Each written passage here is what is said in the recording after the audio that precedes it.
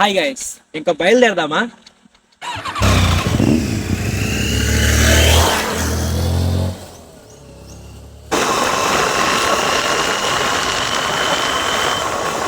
ఈ చేత్తో ఫోన్ పట్టుకున్నా, మరి ఈ చేత్తో అయ్యవు. హాయ్, నాగేశ్వరరావు అక్కినేనా? ప్రయాణం మనకి కొత్త మనుషుల్ని, కొత్త బంధాలను, కొత్త జ్ఞాపకాలను పరిచయం చేస్తుంది. ఒక చెట్టు ఆకాశాన్ని తాకాలంటే ఏం చేయాలి చెప్పండి? నేను చెప్తా కదా. ఒక చెట్టు ఆకాశాన్ని తాకాలంటే దాని వేర్లు పాతాళంలోకి పాతుకుపోవాలి. ఈ లైను నేను చెప్పింది కాదు, కానీ మన లైఫ్లో మనం ఉన్నత స్థాయికి వెళ్ళాలి అన్నా, ఒక స్టేజ్లోకి ఎదగాలి అన్నా, కష్టాలు, మన పట్టుదల, అలాగే మన ప్రతిభ, మన తెలివి, మన ఓర్పు, మన సహనం, ఇవన్నీ కూడా మన జీవితంలో పాతుకుపోవాలి. మనం వచ్చేటప్పుడు పోయేటప్పుడు ఇలాగ గుర్తులు పెట్టుకోవాలి. అంటే మనం ఈ రూట్లోనే వస్తున్నామని చెప్పి మనకు తెలియడానికి. చూసుకుంటే ఫారెస్ట్ కొంచెం భయపెడుతుంది, కానీ మనం భయపడం కదా. ఫారెస్ట్ అందంగానే ఉంటుంది, కానీ అది ఎంత అందంగా ఉందో అంత భయపెడుతుంది. ఇప్పుడు మనకి ఒక ముసలావిడైతే కనబడ్డది. బిస్కెట్ తీసుకోమా అంటే వద్దంది. లాస్ట్కి మనమే బలవంతం చేసి ఇచ్చాం. ఓకే, క్వశ్చన్ మార్క్ ఏంటంటే, ఇప్పుడు ఇక్కడ ఫారెస్ట్ మొత్తం, ఈ ఫారెస్ట్లో ఎవ్వరు లేరు, నేను ఒక్కనే ఉన్నా. ఇప్పుడు మీరు నా సిచ్యువేషన్లో ఉండి ఇక్కడికి ఒక పుల్ వస్తే అప్పుడు మీరేం చేస్తారు?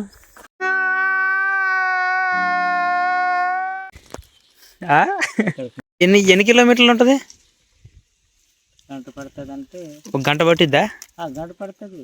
కొండ బలిలాగి కేడివే. వచ్చేటప్పుడు డొల్లుకుంటూ వస్తా కిందకి. ఓకే, ఇప్పుడైతే కొండ అయితే ఎక్కుతున్నాను. అమ్మో, ఎట్టో పాక్కుంటూ తలగొక్కుంటూ డేక్కుంటూ ఎట్టొకటి ఎక్కియారు బాబు. అయ్య బాబాయ్, నాకు చిన్నప్పటి నుంచి ఒక విచిత్రమైన అలవాటు ఉంది. చాలా అంటే చాలా బ్యాడ్ సిచ్యువేషన్లో నేను నవ్వుతా, నాకు నవ్వు వస్తుంది. నాకు గుండె చూడండి ఎలా కొట్టుకుంటుందో. బ్రేకప్ అయిన తర్వాత కూడా నాకు గుండె ఎలా కొట్టుకోవాలా. అండ్ ఇలాంటి ప్లేసుల్లోకి వచ్చేటప్పుడు ఏదో డీహైడ్రేషన్ నుంచి మనం తప్పించుకోవడానికి అంతే.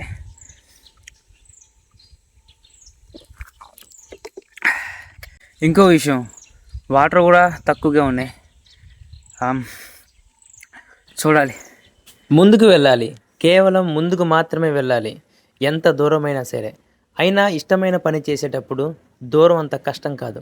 అలవాట్లేని ప్రయాణం, ఇది నా అంతులేని ప్రయాణం, అలుపెరగని ప్రయాణం. ఇలా నేను ఎందుకన్నానో తెలుసా? 2-3 సార్లు నేను ఆ లోయలో పడిపోయేవాడిని, కానీ నా బాడీని వెనక్కి నెట్టి నేను తప్పించుకోగలిగాను.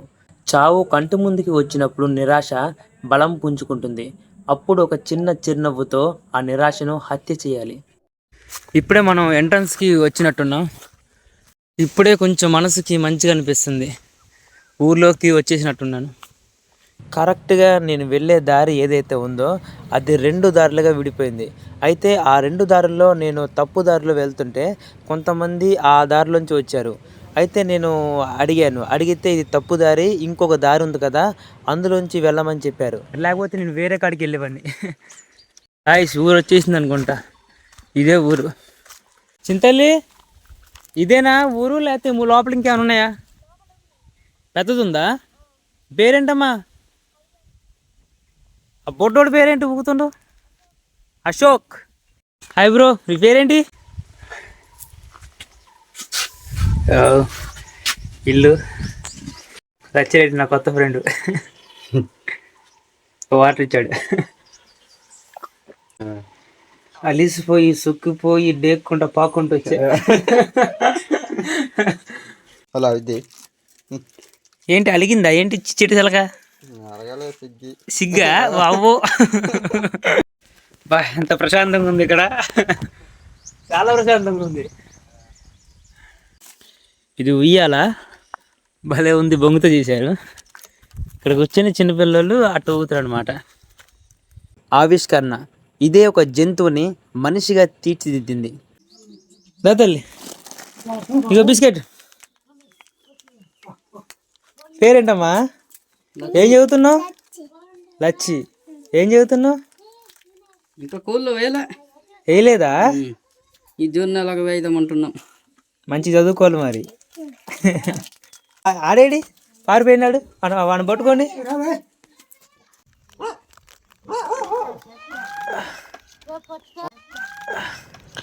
బ్యాక్గ్రౌండ్లో మీరు ఒక సౌండ్ విన్నారు కదా, అది నెమలు అరిసింది. అడిగితే ఇక్కడ వీళ్ళు నెమల్ని పెంచుకుంటున్నారంట. నాకు చూపిస్తా అని చెప్పి తీసుకెళ్తున్నారు. వెళ్ళిపోయినట్టుందిగా. ఇప్పుడే నెమలు అయితే చూశాను. పారిపోయింది అది. అసలు రికార్డు కూడా కావాల్సింది, కానీ ఏం చేస్తాం తప్పదు. ఇప్పుడు మనం వెళ్ళేది కార్మాన్ కొండ అంట. హే చూడండి, అదిగో కళ్ళు డబ్బా. కుదిరితే మనం కూడా ట్రై చేద్దాం మరి. చూడండి, ఇక్కడ చాలా మామిడికాయలు అయితే పడిపోయి ఉన్నాయి. సరే దీన్ని తీసి తిందాం. బాగుంది, పడుతున్నాయి మామిడికాయలు. ఆకలేస్తుంది. గాయస్, నా ముందు ఒక పాము అయితే ఉంది. అదిగో పాము అట్లా. హాయ్, నేను దారి అయితే తప్పిపోయాను. తెలిసిన తర్వాత తల్లిదండ్రుల విలువ మనకి ఎప్పుడు తెలుస్తుంది తెలుసా? మన జీవితం దారి తప్పినప్పుడే.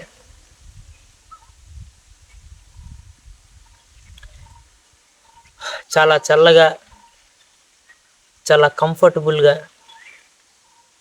చాలా ఫ్రీగా ఉంది నాకు ఇప్పుడు.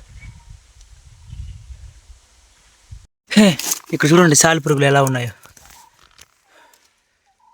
ఏదో చెట్టుకి వెంట్రుకల్లా ఉన్నాయి. వీటిని డాడీ లాంగ్ లెగ్స్ అంటారు. ఇవి ఎలాంటి విషపూరితమైనవి కావు. అలాగే ఇవి ఎక్కడైతే ఉన్నాయో అక్కడ పర్యావరణం అనేది చాలా ఆరోగ్యంగా ఉందని అర్థం. నేను రాళ్ళ మీద నడుస్తున్నా. ఏమాత్రం ఏమరపాటుగా ఉన్నా మనదిగో జారి రాయి మీద పడిపోతాం. కాలు రాయి మీద వేస్తుంటే స్కిడ్ అవుతుంది.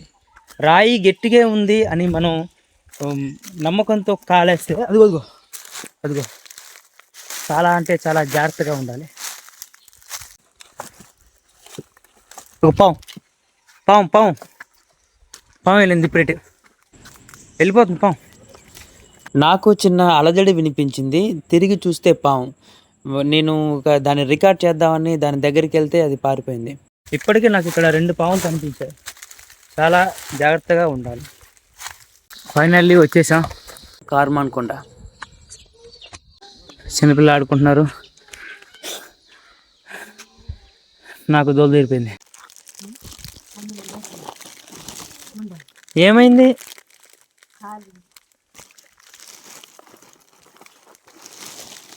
ఇంకనా ఏ బుడ్డి ఇట్రారా. ఏంట్రా అది? కొట్రా రే. నువ్వు డోలు కొడితే నేను ఇస్తారా నీకు? కొట్టు, కొట్టు. ఇంకో కార్మాన్ కొండ ఇప్పుడే దిగాను. మళ్ళీ వెనక్కి వెళ్ళిపోతున్నాను. ఇక్కడ మీకు కొన్ని చీమలు కనబడుతున్నాయి కదా, వీటిని నేత చీమలు, ముళ్ళ చీమలు, ఎర్ర చీమలు అని కూడా అంటారు. వీటి సైంటిఫిక్ నేమ్ వచ్చేసి ఒకోఫిల్లస్ మెరాగ్డినా. ఇవి ఆకులతో గూడెలా కట్టుకుంటాయంటే, మొదటి చీమ ఒక ఆకును పట్టుకుంటుంది, రెండవ చీమ మొదటి చీమ నడువును పట్టుకుంటుంది, మూడవ చీమ రెండవ చీమ నడువును పట్టుకుంటుంది. అలాగా ఒక చైన్ లాగా చాలా చీమలు కలిసి ఆకుల్ని దగ్గరకు లాగుతాయి. చీమ గుడ్డులో ఒక తెల్లని పురుగు ఉంటుంది. దీనికి కాళ్ళు ఉండవు, ఇది కదలలేదు. దీన్నే మనం లార్వా అంటాం. చీమలు ఈ లార్వాని నోటితో పట్టుకొని ఆకుల అంచుల మీద రుద్దుతాయి. అప్పుడు ఈ లార్వా నుంచి సిల్క్ దారం అనేది ఉత్పత్తి అవుతుంది. ఈ సిల్క్ దారం అనేది ఆకు 2 అంచులను కలిపి పట్టి ఉంచుతుంది. ఈ గూడులో గద్దులు, దారులు సిల్క్తోనే నిర్మిస్తాయి. అంతేకాకుండా వర్షం పడిన తర్వాత కూడా నీళ్లు లోపలికి రాకుండా ఉంటుంది వీటి నిర్మాణం.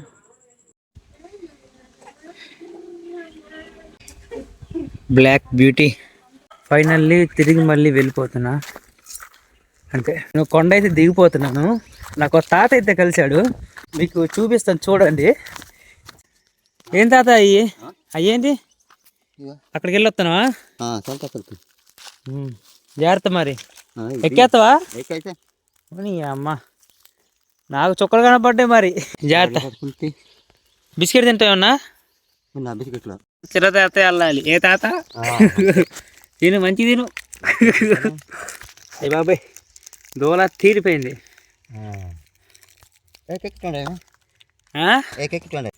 తినేసి మంచిగా ఎక్కు. మంచిగా ఎక్కుతాను నేను. చుట్ట ఆకుల్లో చుట్టి ఇలా తాగుతురా? మంచి వాచి వాడుతుండు. అలాగా యావ స్టైల్, రజనీ స్టైలా?